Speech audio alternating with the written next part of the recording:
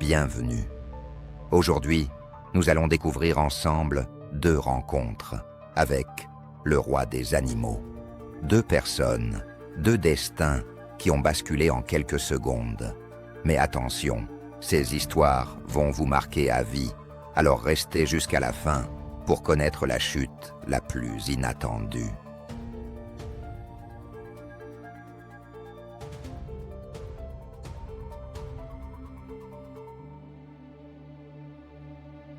Histoire numéro 1. Boris Jain, le chasseur devenu proie.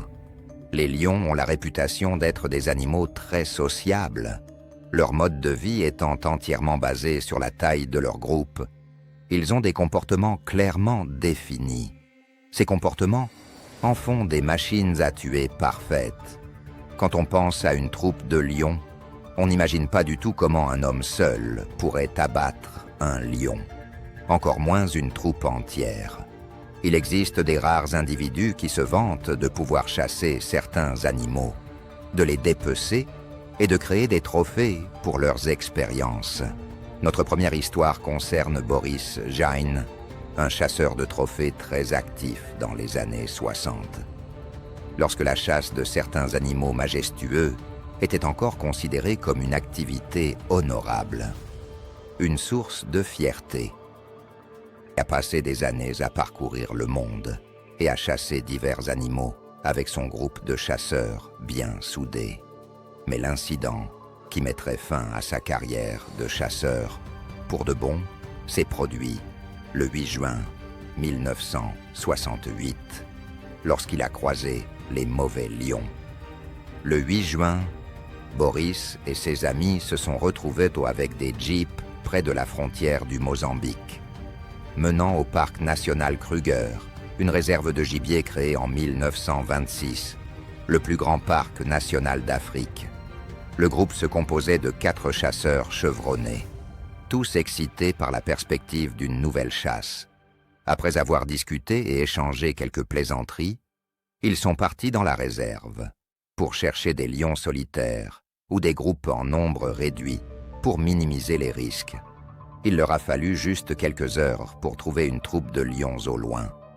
Mais ils ont décidé de s'arrêter un instant pour manger avant de continuer la traque. Les lions de la région étaient habitués à côtoyer les humains. Ainsi, ils ne fuyaient pas ou ne les approchaient pas habituellement, regardant les passants avec une curiosité passive ou observant leurs activités d'un air distant et majestueux.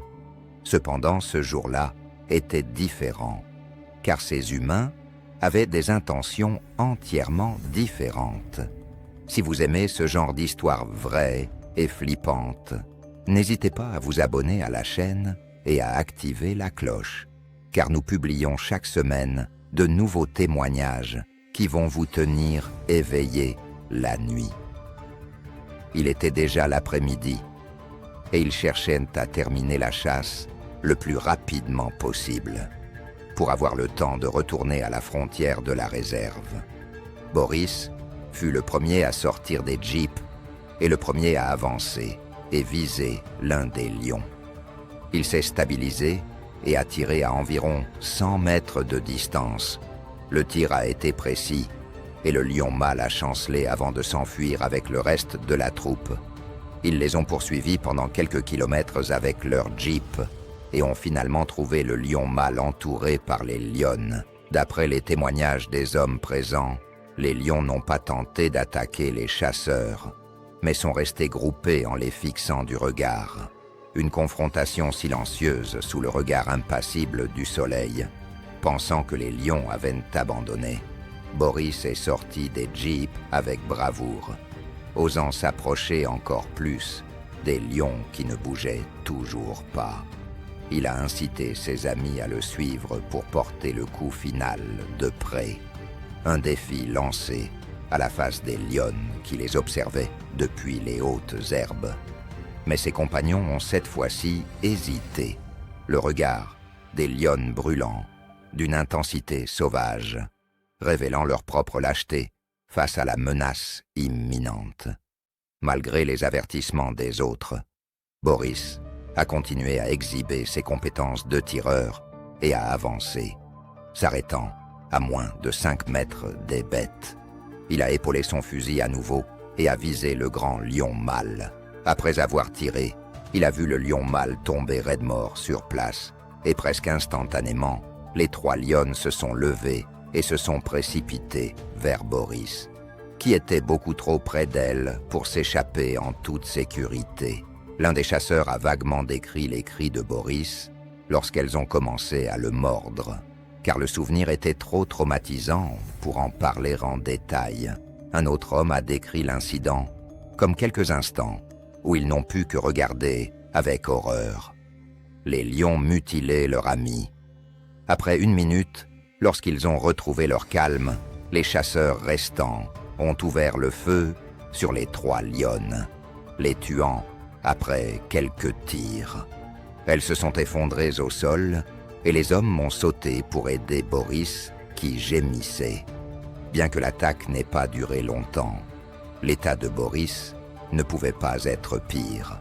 Émotionnellement sous le choc, ses jambes étaient déchirées par les griffes. De grands morceaux de chair manquaient et il était presque scalpé. Sa respiration était faible et le groupe, très hésitant à l'idée de le déplacer, savait qu'il ne survivrait pas s'il le laissait là. Pourtant, chaque toucher déclenchait ses hurlements déchirants et aggravait peut-être ses blessures.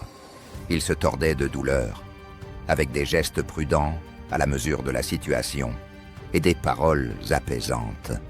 Ils l'ont hissé dans l'une des jeeps, leur cœur battant la chamane à l'unisson, et ils ont fait route à toute vitesse. Le trajet de retour était complètement différent de celui de l'aller. Il était plus court, ils roulaient à toute vitesse, et ils se sont précipités vers la seule clinique qu'ils connaissaient dans la région. En s'approchant de plus en plus, un des chasseurs a dit au conducteur de s'arrêter. Ils se sont arrêtés, et le chasseur a dit aux autres que Boris ne respirait plus. Suite à cette nouvelle inquiétante, ils ont discuté de la marche à suivre. Malgré le chevauchement des voies, ils ont conclu qu'ils devaient quand même aller à la clinique pour demander des conseils. Ils sont arrivés environ 30 minutes plus tard, et le personnel de la clinique leur a indiqué un centre où ils pouvaient emmener leur ami. Sous le choc, ils retrouvaient leur calme. Le personnel leur remettait les effets de Boris. Après avoir reçu les effets personnels de Boris, l'un des chasseurs a remarqué que sa flasque de voyage, qu'il avait bien pris soin de remplir, était vide. Tout devenait évident. Ils ont alors réalisé que sa soudaine bravoure était due à une grande quantité d'alcool dans son système. Ils ont pris toutes les dispositions nécessaires et Boris a été rapatrié auprès de sa famille à Vladivostok, en Russie. Les autres ont organisé leur propre vol après avoir pleuré la perte de leur ami. Et leurs sorties de chasse sont devenues beaucoup moins fréquentes. Ils ne se sont retrouvés qu'une fois en Thaïlande pour le reste de leur carrière de chasse. Histoire numéro 2. Nathaniel Moore, l'ami trahi. Bien que les chasseurs aient tendance à être assez brutaux et à provoquer directement les lions, ce qui entraîne des blessures graves et même la mort. Il existe des cas où des personnes interagissent avec des lions qu'ils ont élevés depuis la naissance. Seulement les choses ont tendance à devenir rapidement sanglantes. L'histoire suivante concerne Nathaniel Moore, un gardien de zoo australien, travaillant dans un zoo non divulgué en Australie, qui a brillamment conduit une visite scolaire à travers le zoo en 1981, pour être plus tard brutalement mutilé par son lion le plus fiable. La carrière de Nathaniel a commencé en 1962, lorsqu'il a obtenu un emploi dans ce zoo particulier, initialement en tant que nettoyeur. Mais au fil des ans, il a gravi les échelons jusqu'au titre de gardien de zoo. et a même aidé une lionne à traverser une période de mise bas difficile avec les autres gardiens. Ce qui a donné naissance à 2 lionceaux, Ayali et Morty. Morty était le mâle du couple, et c'était la tâche de Nathaniel de s'occuper de lui, ce qui incluait le nourrir, le toiletter, le déplacer, et plus encore.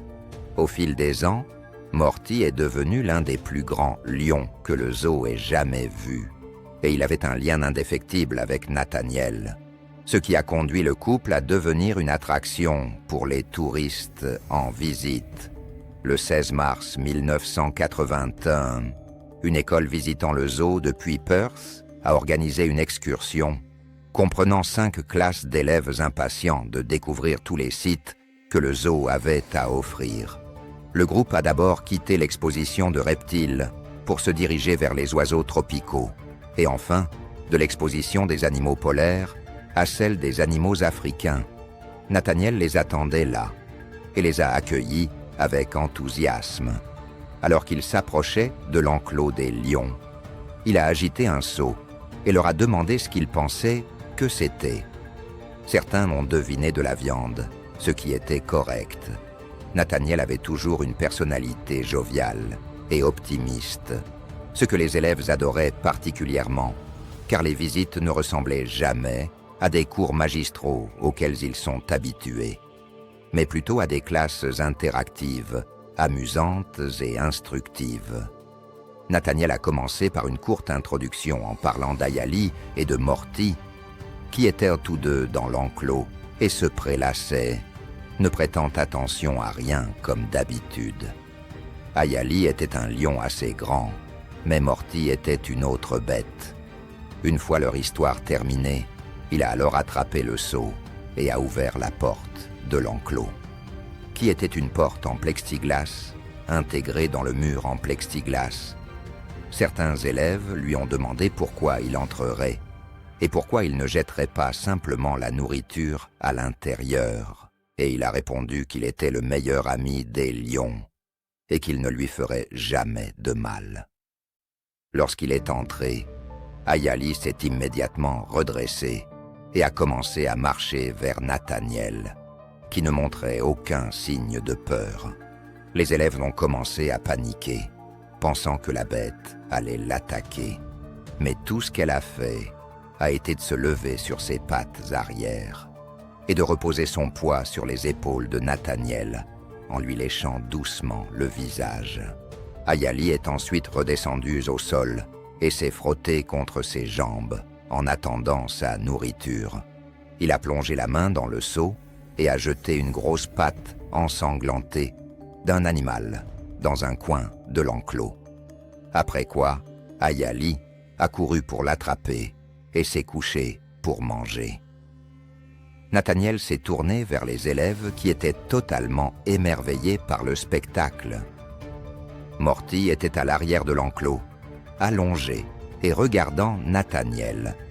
Il a commenté que Morty était grincheux et lui a lancé sa nourriture qu'il a mangée pendant qu'Ayali mangeait la sienne. Nathaniel s'est assis à côté d'elle en lui caressant le côté.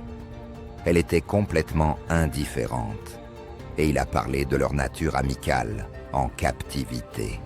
Morty était debout à ce moment-là, toujours en train de regarder le gardien de zoo. Juste au moment où Nathaniel, inconscient de tout ce qui pouvait se passer derrière lui, était en train de donner une autre explication sur la nature d'Ayali. Tout le groupe d'élèves a commencé à crier et à pointer derrière lui. En se tournant pour voir ce qu'il craignait tant, il a été renversé sur le ventre par le lion massif. Il a rapidement placé ses mains sur la nuque de Morty. Celui-ci a grogné très fort en mordant sévèrement les mains de Nathaniel, lui brisant ainsi les os. Il a crié alors que le lion continuait à le mutiler en le griffant avec ses griffes et en le mordant à l'épaule. La classe, observant cette scène, à la fois imprévisible et horrible, enseignants et élèves courant de façon dispersée pour trouver de l'aide pour Nathaniel.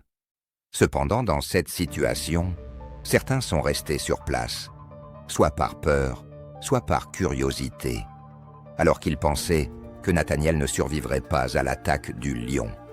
Ayali s'est levé et a attaqué Morty, en grognant encore plus fort, et en défendant Nathaniel avec une férocité intense, repoussant le lion beaucoup plus grand dans un coin.